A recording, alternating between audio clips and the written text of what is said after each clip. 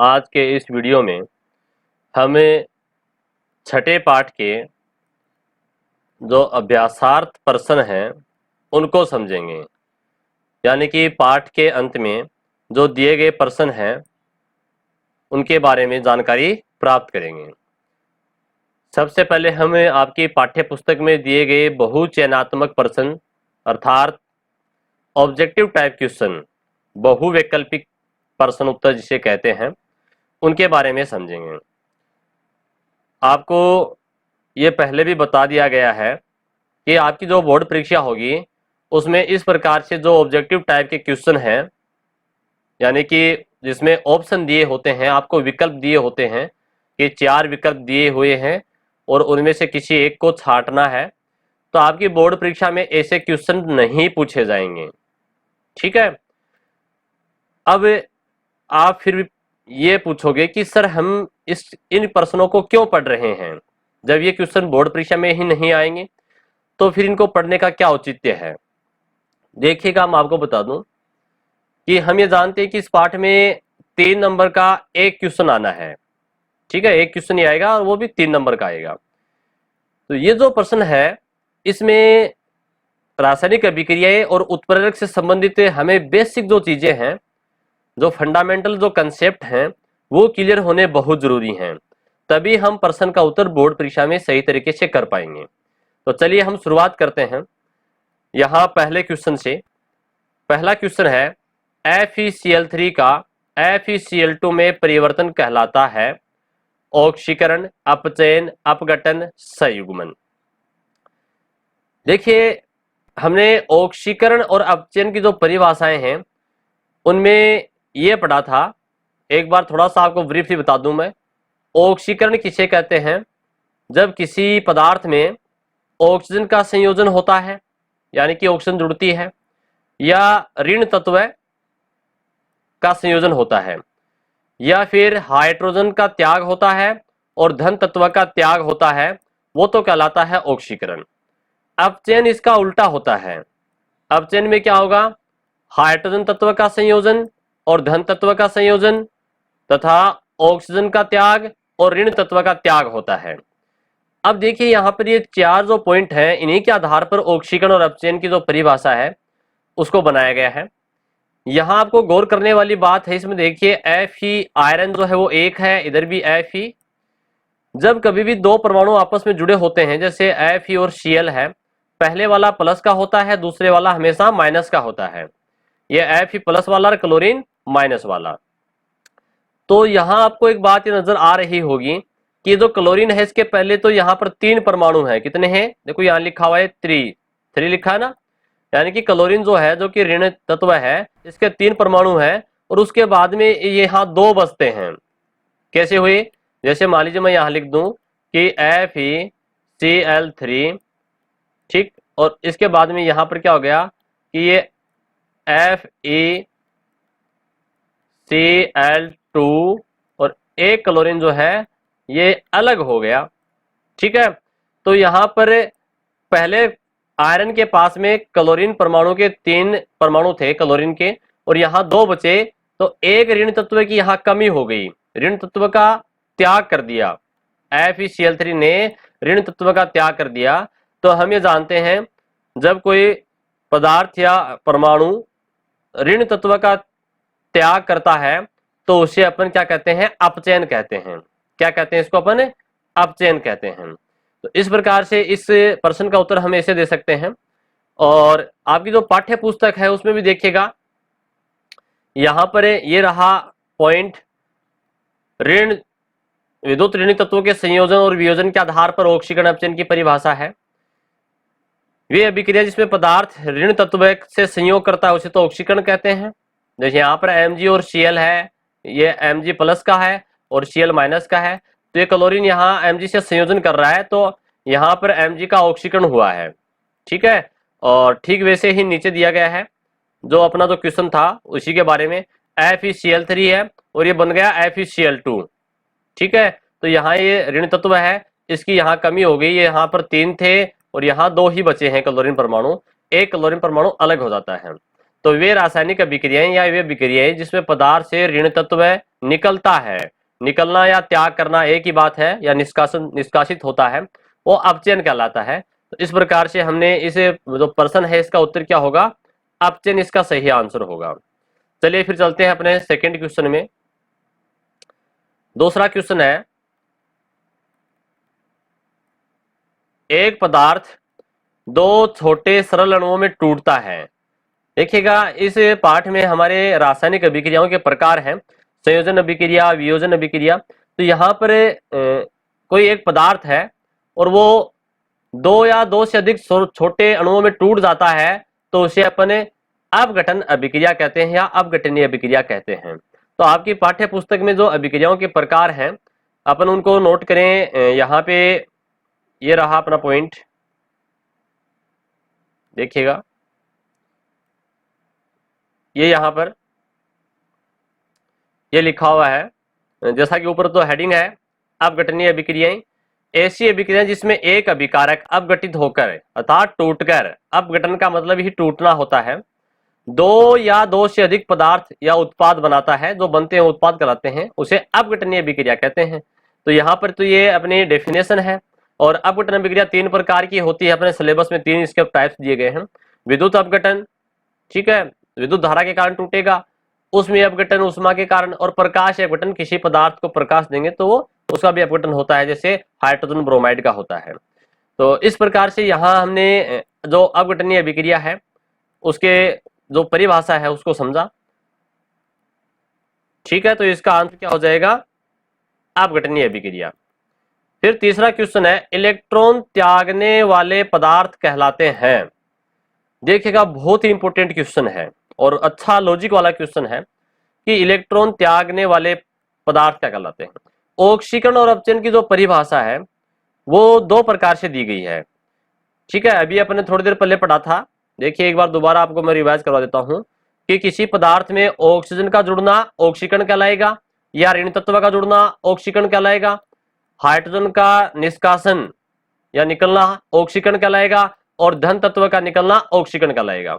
और इसका उल्टा अपचयन हो जाएगा, यानी कि हाइड्रोजन का जुड़ना और धन तत्व का जुड़ना अपचयन, ऑक्सीजन का निकलना और ऋण तत्व का निकलना अपचयन, ठीक है। अब दूसरी जो अवधारणा है वो आधुनिक इलेक्ट्रॉनिक अवधारणा है, यानी कि इलेक्ट्रॉन के आधार पर। तो ऑक्सीकरण किसे कहते हैं, कोई भी पदार्थ जब इलेक्ट्रॉन का त्याग करता है तो उसका ऑक्सीकरण होता है, और कोई पदार्थ जब इलेक्ट्रॉन ग्रहण करता है तो उसका अपचयन होता है। ये तो इसकी डेफिनेशन है। अब यहाँ पर इसमें देखिएगा ये जो प्रश्न है ये बन रहा है कि इलेक्ट्रॉन त्यागने वाले पदार्थ क्या कहलाते हैं। तो यहाँ इस चीज को एक अपन को आपकी जो पाठ्य पुस्तक है उसमें जो आपकी परिभाषा दी गई है ऑक्सीकरण अपचयन की इलेक्ट्रॉनिक अवधारणा के आधार पर, उसके आधार पर इसका अपन कंसेप्ट क्लियर करेंगे। देखिए ये रहा, इलेक्ट्रॉन के आदान प्रदान के आधार पर ऑक्सीकरण अपचयन। ऑक्सीकरण किसे कहते हैं, ऐसी अभिक्रिया जिसमें कोई तत्व है, परमाणु, आयन या अणु इलेक्ट्रॉन का त्याग करता है, वो ऑक्सीकरण कहलाता है, ठीक है। यहां तक तो कोई दिक्कत नहीं है आपके। और अपचयन में क्या हो जाएगा, जो ग्रहण करेगा, ठीक है, वो अपचयन कहलाएगा। जैसे जिसमें कोई तत्व है, परमाणु, अणु या आयन जो है वो इलेक्ट्रॉन ग्रहण करता है, वो अपचयन कहलाता है। परंतु जो खास बात, जैसे यहाँ पर क्लोरीन है, ये इलेक्ट्रॉन ग्रहण कर रहा है, तो क्लोरीन का क्या हो गया, क्लोरीन का यानी कि इस अभिक्रिया को, इस प्रोसेस को अपचयन कहेंगे, ठीक है। अब देखिएगा आगे क्या बात है। इन अभिक्रियाओं में जिस पदार्थ का ऑक्सीकरण होता है, यानी कि ऑक्सीकरण जो होता है इलेक्ट्रॉन त्याग कर अन्य पदार्थ को अपचयित करने में मदद करता है, अर्थात अपचायक कहलाता है। जिस पदार्थ का ऑक्सीकरण हुआ है वो पदार्थ अपचायक कहलाएगा, ठीक है। जैसे मान लीजिए यहाँ पर ये क्लोरीन है, क्लोरीन ने इलेक्ट्रॉन ग्रहण किया है, तो क्लोरीन का क्या हुआ, अपचयन हुआ। क्लोरीन का तो क्या हुआ, अपचयन, लेकिन क्लोरीन क्या कहलाएगा, ऑक्सीकारक कहलाएगा। उल्टा कर दीजिए बस उसका, ठीक है। जैसे आगे लिखा है, जिस पदार्थ का अपचयन होता है, जैसे मान लीजिए क्लोरीन ही है, क्लोरीन ने क्या किया, इलेक्ट्रॉन ग्रहण किया, और इलेक्ट्रॉन ग्रहण करने को क्या कहते हैं, अपचयन, ठीक है। तो क्लोरीन का क्या हो रहा है, अपचयन हो रहा है, ठीक है। वह इलेक्ट्रॉन ग्रहण कर कर अन्य पदार्थ को ऑक्सीकृत करता है, अतः ऑक्सीकारक कहलाता है। यानी कि यहाँ पर क्लोरीन ऑक्सीकारक कहलाएगा, क्लोरीन का हो तो क्या रहा है, अपचयन, लेकिन ये ऑक्सीकारक कहलाता है, क्योंकि आगे जाकर के ये क्या करेगा, अन्य पदार्थ को ऑक्सीकृत करने की क्षमता इसमें आ गई, ठीक है, किसी दूसरे पदार्थ को ऑक्सीकृत कर देगा। क्लियर। तो यहां पर इस कंसेप्ट को आपको समझना बहुत ही जरूरी है। तो आगे अपन देखते हैं अगले क्वेश्चन के अंदर। तो अपने यहाँ ऑब्जेक्टिव टाइप के जो क्वेश्चन है वो 10 प्रश्न दिए गए हैं, हम सारे प्रश्नों को समझेंगे। दोनों दिशाओं में होने वाली अभिक्रियाएं, दोनों दिशाओं में होने वाली अभिक्रियाएं यानी कि अभिक्रियाओं के जो प्रकार हैं उसमें जो अभिक्रियाएं एक दिशा में चलती हैं उसे तो कहते हैं अनुत्क्रमणीय अभिक्रिया, और जो दोनों दिशाओं में चलती हैं उसे कहते हैं उत्क्रमणीय अभिक्रिया। ठीक है। तो अपनी जो पाठ्य पुस्तक है उसमें उत्क्रमणीय और अनुत्क्रमणीय के इसमें प्रकार दे रखे हैं अपने अभिक्रियाओं के। ये देखिएगा यहाँ पर, ये अपनी मेन हेडिंग है उत्क्रमणीय अनुत्क्रमणीय में, ठीक है ना। अनुत्क्रमणीय में क्या लिखा है, ऐसी अभिक्रियाएं जिसमें अभिकारक क्रिया करके उत्पाद बनाते हैं वे अभिक्रियाएं केवल एक दिशा में होती हैं, ठीक है ना, ये अनुत्क्रमणीय कहलाएंगी। जैसे कि आपको डायग्राम में यहाँ दिखा दे रहा है रिएक्शन में कि ये कार्बन है, इसको जलाने से इसका ऑक्सीकरण हो गया कार्बन का, ठीक है, दहन हो गया तो कार्बन डाइऑक्साइड बन गया। तो ये एक दिशा में चल रही है, इधर से इधर चल रही है, ठीक है। जबकि उत्क्रमणीय अभिक्रिया कैसी होंगी, जो दोनों दिशाओं में चलती हों, ठीक है। ऐसी अभिक्रिया जिसमें अभिकारक अभिक्रिया करके उत्पाद बना ले और उसी समय इन्हीं परिस्थिति में उत्पाद वापस क्या कर ले, अभिक्रिया करके अभिकारक बना ले, ठीक है। तो ऐसी अभिक्रिया उत्क्रमणीय। कहने का मतलब अभिक्रिया में क्रियाकारक से उत्पाद बन जाए और उत्पाद से वापस क्रियाकारक बन जाए। जैसे यहाँ पर एग्जाम्पल के तौर पे अपन समझे कि नाइट्रोजन और हाइड्रोजन के मिलने से ये अमोनिया बनती है और अमोनिया जो है वापस नाइट्रोजन और हाइड्रोजन में विभक्त हो जाती है। ये क्रियाकारक क्रियाफल बना लेते हैं और क्रियाफल वापस क्रियाकारक बना लेते हैं। तो ये दोनों दिशाओं में चलने वाली अभिक्रिया है, इसे अपन उत्क्रमणीय अभिक्रिया कहेंगे। तो इसका सही आंसर हो जाएगा उत्क्रमणीय अभिक्रिया। पांचवा क्वेश्चन है, अभिक्रिया के वेग को बढ़ाने वाले होते हैं। देखिएगा, जब रासायनिक अभिक्रियाएं होती हैं तो वो कुछ अभिक्रियाएं तीव्र गति से होती हैं, कुछ मंद गति से होती हैं। तो जिन अभिक्रियाओं का वेग अधिक होता है, स्पीड ज्यादा होगी, तो वो तीव्र अभिक्रियाएं होंगी, जल्दी हो जाएंगी, समय कम लगेगा। और कुछ अभिक्रियाएं मंद गति से होती हैं, धीमी गति से होती हैं, अधिक समय लगता है, ठीक है। तो यहाँ अपन अभिक्रियाओं के वेग को बढ़ाने के लिए या घटाने के लिए, ये प्रश्न जो है एक प्रकार से थोड़ा सा इसमें संशोधन करना चाहेंगे अपन। यहाँ क्वेश्चन इस प्रकार से बनता है कि अभिक्रिया के वेग को परिवर्तित करने वाले पदार्थ क्या कहलाते हैं, उत्प्रेरक कहलाते हैं, जो अभिक्रिया के वेग को बदल दें। अब फिर ये उसके प्रकार होते हैं, ठीक है। कुछ उत्प्रेरक अभिक्रिया के वेग को बढ़ाते हैं, कुछ उत्प्रेरक अभिक्रिया के वेग को घटाते भी हैं, ठीक है।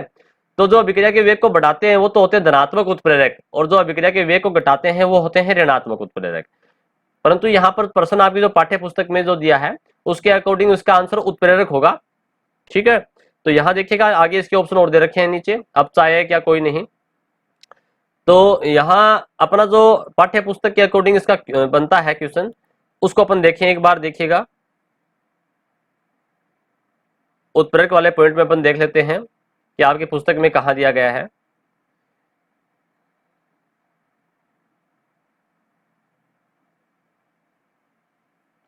जो उत्प्रेरक की परिभाषा है वही अपन को मिलेगा, ये रहा उत्प्रेरक। वे पदार्थ जो रासायनिक अभिक्रिया के वेग को परिवर्तित कर देते हैं। देखिए क्या लिखा है, मैंने बताया ना, परिवर्तित कर देते हैं। बढ़ाने और घटाने की बात तो बाद की बात है, वो उसके प्रकार है, ठीक है, जो परिवर्तित कर दे, बदल दें। और दूसरी खास बात है, परंतु स्वयं अपरिवर्तित रहेंगे, ठीक है, वो उत्प्रेरक कहलाते हैं और इस घटना को उत्प्रेरण कहते हैं। तो इस प्रकार से हमें इसका जो आंसर है वो उत्प्रेरक हो जाएगा। फिर अगला छठा क्वेश्चन इसमें दिया गया है कि एंजाइम क्या है। देखो एंजाइम भी उत्प्रेरक ही होते हैं और ये जीवों के शरीर में, पेड़ पौधों के शरीर में, जंतुओं में, मनुष्य में, ठीक है, इनमें ये जो होने वाली रासायनिक क्रियाएं हैं, हमारे शरीर के अंदर भी अभिक्रियाएं होती रहती हैं, रासायनिक अभिक्रियाएं। तो इन अभिक्रियाओं को संपन्न कराने के लिए यहाँ पर एंजाइम्स की आवश्यकता होती है। तो इन्हें जैव उत्प्रेरक कहते हैं, क्योंकि ये उत्प्रेरक का काम करते हैं, परंतु ये जीवों के शरीर में है तो इनको जैव उत्प्रेरक कहते हैं। और जैव जो उत्प्रेरक है इसी का दूसरा नाम होता है एंजाइम, ठीक है। तो एंजाइम क्या होते हैं, जैव उत्प्रेरक। और अपने जो पाठ्य पुस्तक है उसमें उत्प्रेरक के जो प्रकार दे रखे हैं वहां आपको जैव उत्प्रेरक मिलेगा। देखिए अपन देखते हैं क्या लिखा है। ये तो रहा अपने उत्प्रेरक के प्रकार में धनात्मक उत्प्रेरक, फिर नेक्स्ट है अपना ऋणात्मक उत्प्रेरक और सवतः उत्प्रेरक और अंत में है जैव उत्प्रेरक, ठीक है ना। और यहाँ लिखा है इन्हें साधारणतः एंजाइम भी कहते हैं, क्योंकि ये जैविक रासायनिक अभिक्रियाएं जो हैं जीवों के शरीर में जो होती हैं, ठीक है, उनको उत्प्रेरित करते हैं, इसलिए इनको जैव उत्प्रेरक कहते हैं। फिर क्वेश्चन नंबर 7 है, क्वेश्चन नंबर 7 देखिएगा, 2MgO यानी कि मैग्नीशियम के साथ में ऑक्सीजन जुड़ रहा है तो मैग्नीशियम का ऑक्सीकरण हो रहा है, ठीक है ना, मैग्नीशियम का ऑक्सीकरण हो गया। इस अभिक्रिया में मैग्नीशियम धातु हो रहा है, क्या हो रहा है, ऑक्सीकृत हो रहा है। देखिए मैग्नीशियम जो है धातु है, ठीक है, और जब इसका ऑक्सीकरण, यहाँ पर इसका दहन भी लिख सकते हैं अपन, इसको जला रहे हैं, दहन करते हैं, क्योंकि धातुओं को या किसी पदार्थ को जलाने के लिए ऑक्सीजन की आवश्यकता होती है, तो ऑक्सीजन की उपस्थिति में इसका अपन दहन करेंगे या ऑक्सीकरण कहेंगे तो मैग्नीशियम ऑक्साइड बन जाएगा। तो यहाँ पर इस मैग्नीशियम का क्या हो रहा है, मैग्नीशियम का, यहाँ पर मैग्नीशियम का ऑक्सीकरण हो रहा है, ठीक है, तो ये मैग्नीशियम का ऑक्सीकृत, क्लियर।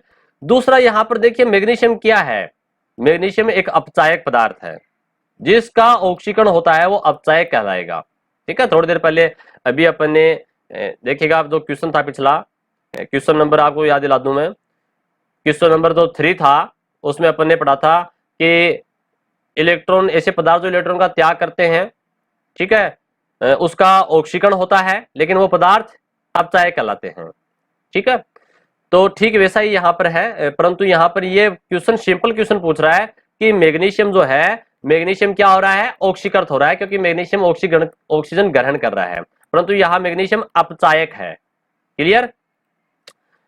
फिर चलते हैं 8वें क्वेश्चन पे, उत्क्रमणीय अभिक्रियाओं के लिए किस चिन्ह का प्रयोग किया जाता है। देखिए अभी अपन ने थोड़ी देर पहले पढ़ा था उत्क्रमणीय अनुत्क्रमणीय में, तो वहां पर मैंने नाइट्रोजन और हाइड्रोजन के मिलने से अमोनिया गैस बन रही थी, तो एक अगर अभिक्रिया, यानी कि यहाँ जो क्रियाकारक है उससे जो उत्पाद बनेगा, उसके लिए ये अगर अभिक्रिया का प्रतीक चिन्ह है, और जो उत्पाद उसे वापस जो क्रियाकारक या अभिकारक बनते हैं, ठीक है, उसके लिए पीछे की तरफ इधर आ रही है अभिक्रिया, तो इसके लिए अपन इसे प्रतीप अभिक्रिया कहते हैं। तो ये इसका सही आंसर है, आपकी पाठ्य पुस्तक में शायद ये सिंबल दिया नहीं है, खाली है, इसका सही आंसर ये होगा, ठीक है। तो इस प्रकार से ये जो सिंबल है ये तो केवल अगर अभिक्रिया अनुत्क्रमणीय अभिक्रियाओं के लिए है, ठीक है, जो एक दिशा में होती हैं। ये जो सिंबल है ये है जो अभिक्रिया के दौरान गैस बनती हैं, ठीक है, तो गैस के लिए अपन ऐसा सिंबल लगाते हैं, क्योंकि गैस हल्की होती हैं और वो वायुमंडल में ऊपर की ओर चली जाती हैं। और ये जो सिंबल है ये है नीचे जो अभिक्रिया में अवक्षेप बनते हैं, जो कि किसी बर्तन में, बीकर में, फ्लास्क में या टेस्ट ट्यूब में अपन जो अभिक्रिया करवाते हैं, तो उसमें उसके पेंदे में इकट्ठे हो जाते हैं नीचे की तरफ, ठीक है, पेंदे में एकत्रित हो जाते हैं, जिसे अपन अवक्षेप कहते हैं। तो ये अवक्षेप का लिए अपन यहाँ पर ये प्रतीक चिन्ह, इसका चिन्ह का प्रयोग करते हैं। चलिए फिर चलते हैं क्वेश्चन नंबर 9 पे। क्वेश्चन नंबर 9 है, वह अभिक्रिया जो बनने वाले उत्पाद से ही उत्प्रेरित हो जाए। देखिए बहुत इंपॉर्टेंट लाइन है कि अभिक्रिया में क्या बनता है, उत्पाद, और वो उत्पाद ही यानी कि उत्प्रेरक का काम करेगा, ठीक है, उसे अपन कहते हैं स्वतः उत्प्रेरित या स्वतः उत्प्रेरक अभिक्रिया। तो ये अभिक्रिया जो अपने उत्प्रेरक है उनके प्रकार में आपको मिलेगा। ये जैव उत्प्रेरक जो अपन देखा, इसके जस्ट ऊपर ये रहा स्वतः उत्प्रेरक, यानी कि जब किसी रासायनिक अभिक्रिया में बना उत्पाद, जो उत्पाद बनता है वो ही उत्प्रेरक का काम करना शुरू कर दे, ठीक है। जैसे मान लीजिए यहाँ पर ये एथिल एसीटेट है और ये हाइड्रोजन H2O वाटर है, इनकी ये क्रियाकारक मिलेंगे और ये यहाँ पर ये उत्पाद बन गया एसिटिक एसिड और एथेनॉल। यहाँ पर जो एसिटिक एसिड बना है यही उत्प्रेरक का काम करना शुरू कर देगा, यानी कि अभिक्रिया के वेग को बढ़ाना शुरू कर देगा। अपन ने बाहर से कोई उत्प्रेरक नहीं डाला, इसमें जो उत्पाद बना है, जब अभिक्रिया प्रारंभ होती है तो जो ही कुछ मात्रा में, थोड़ी मात्रा में एसिटिक एसिड बनेगा, तो ये बनते ही यहाँ पर उत्प्रेरक की भांति काम करना शुरू कर देगा, तो इसे अपन कहते हैं स्वतः उत्प्रेरक, ठीक है। तो ये था अपना क्वेश्चन नंबर 9। और अंतिम जो प्रश्न है वो है ऊष्माक्षेपी अभिक्रिया में ऊष्मा। देखो दो प्रकार की ऊष्मा को ग्रहण करना और ऊष्मा को त्यागना। रासायनिक अभिक्रियाओं के दौरान जो अभिक्रिया संपन्न होती हैं तो कुछ अभिक्रियाओं में ऊष्मा निकलती है, मुक्त होती है, और कुछ अभिक्रियाओं में ऊष्मा ग्रहण की जाती है, यानी कि अपन को ऊष्मा देनी पड़ती है अभिक्रिया में। तो ऊष्माक्षेपी में ऊष्मा निकलेगी, ठीक है ना, और ऊष्मा शोषी के अंदर ऊष्मा अवशोषित होती है, ऊष्मा दी जाती है। तो आपकी जो पाठ्य पुस्तक है उसके अंदर जो पाठ का जो पहला ही पेज है, इस पाठ का, छठे पाठ का, वहां उसमें जो अभिक्रियाओं को लिखने के, समीकरण लिखने के जो नियम है, ठीक है, वहां आपको मिलेगा इसके बारे में। ये देखिएगा पाठ का अपना भौतिक रासायनिक परिवर्तन, फिर रासायनिक समीकरण है ना, रासायनिक समीकरण को लिखने के जो पॉइंट्स हैं उनमें आपको यहाँ ये 10वां पॉइंट ये देखिए, ठीक है ना, दूसरे पेज पर यहाँ उष्मा छेपी व उष्माशोषी अभिक्रिया के लिए उत्पाद के साथ में धन चिन्ह और ऋण चिन्ह। देखिए यहाँ पर नाइट्रोजन और हाइड्रोजन के मिलने से अमोनिया बनती है, तो इसमें यहाँ प्लस का निशान लगाया, प्लस 10.5 किलो कैलोरी प्रति मोल, यानी कि एक मोल से हमें 10.5 किलो कैलोरी उष्मा मिलती है, मुक्त होती है। तो इस अभिक्रिया में ये उष्मा मुक्त होती है, निकलती है बाहर, तो इस अभिक्रिया को उष्मा छेपी कहेंगे। और नीचे वाली अभिक्रिया में उसको उष्मा दी जा रही है, अपन उसको उष्मा देते हैं, गर्म करते हैं, ठीक है, तो इसके लिए यहाँ माइनस का चिन्ह आएगा, ऋण चिन्ह आएगा। यहाँ पर इसको 21.6 किलो कैलोरी प्रति मोल उष्मा दी जा रही है, तो ये उष्मा शोषी का एग्जाम्पल है। ये ऊपर वाला उष्मा छेपी का और नीचे वाला उष्मा शोषी अभिक्रिया का उदाहरण है। तो इस प्रकार से हमने यहाँ इस छठे पाठ के जो ऑब्जेक्टिव टाइप के 10 इंपोर्टेंट क्वेश्चन है, महत्वपूर्ण प्रश्न उत्तर हैं, उनको समझा। और अगले वीडियो के अंदर अपने इस पाठ के जो अति लघुतरात्मक प्रश्न है, जो कि अपने 11 से लेकर के आप देखिएगा आपकी पाठ्य पुस्तक में 25 तक, ठीक है ना, यहाँ तक 11 से लेकर के 25 तक इन प्रश्न उत्तरों को समझेंगे। और साथ साथ आप इनको नोट भी करते रहिएगा, अपनी जो नोटबुक है उसके अंदर नोट कर लीजिएगा। धन्यवाद।